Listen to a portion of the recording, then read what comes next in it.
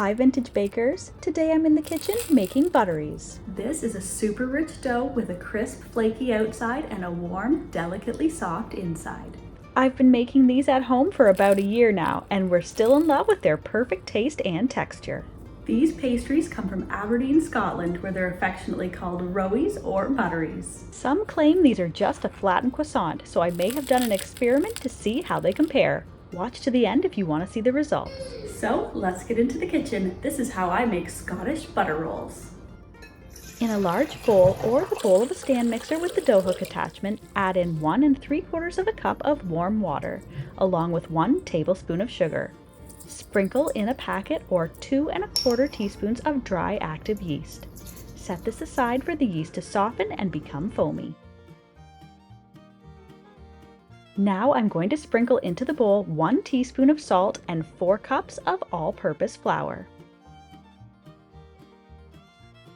Mix until everything is incorporated and then knead for about 5 minutes if you're using a stand mixer, or 8 minutes if you're making the recipe by hand. The dough should be smooth and elastic. I'm going to shape the dough with my hands into a rough rectangle and place it onto a lined baking sheet. We're going to be doing a series of rolling out the dough and folding it with butter, and it will be chilling on this baking sheet throughout the process. I'm going to tuck the dough under a clean, damp cloth and let it rise in a warm spot for 1 hour. During this time, I'm going to get my butter ready and make sure it's softened to room temperature. For this recipe, I need 1 1/2 cups or 340 grams of butter, but I'm going to be splitting it into thirds. Now that the dough has risen, I'm going to roll it out into a large rectangle. It should be big enough so that it will fit back into the baking sheet when folded in thirds, kind of like how you would fold paper to go into an envelope. Make sure to flour and move the dough around often so nothing sticks to the counter or the rolling pin. Now, using 1/3 of the softened butter, I'm going to smear little pats all over the top of the dough. No need to spread it out. We want the butter and dough to remain separate so that the finished pastries are going to be filled with all of the delicate layers that make these rolls so lovely. Now I can fold the dough in thirds. This is going to encase the butter inside. Place the dough back onto the baking sheet, cover again, and allow it to chill in the fridge for 30 minutes. This is going to chill and harden the butter so that when I roll it out, the butter is going to stay separated between the layers and nothing is going to ooze out.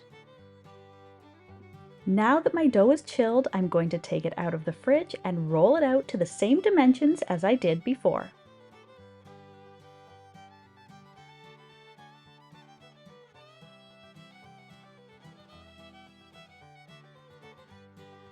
Cover the top with the next third of butter in little pats. Fold it in thirds, cover and chill for 30 minutes.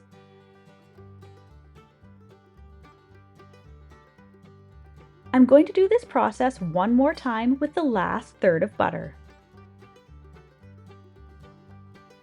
And then fold, cover, and chill. For my last turn, I'm going to roll it out, fold and chill without adding any more butter. After the final chill, I can now split my dough into 20 pieces and roughly shape them into oval or bun shapes. I like to fold each in half just to give it another series of layers in the pastry. It's fine if they still look flat at this point.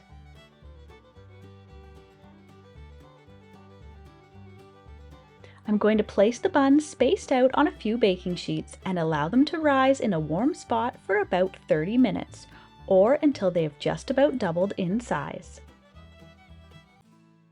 And now for the little test. I'm going to hold some of the dough back and shape the dough into a croissant. I'm just going to proof these along with the Scottish butter rolls.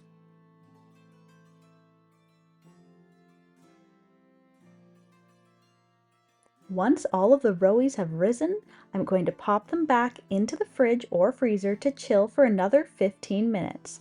This is going to make sure the butter is solid and cold before going into the oven, which will help the butter stay in the pastry instead of oozing out. Then bake in a preheated 400 degree Fahrenheit or 200 degrees Celsius oven for 20 to 25 minutes, or until flaky and golden. Cool slightly and serve. These butteries are often enjoyed as a breakfast pastry or snack. They're perfect to eat plain, spread with preserves, or your favorite topping. And now let's check out how my buttery croissants turned out.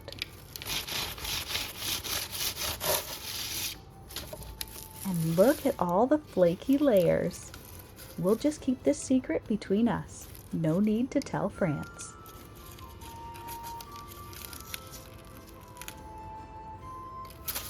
Enjoy!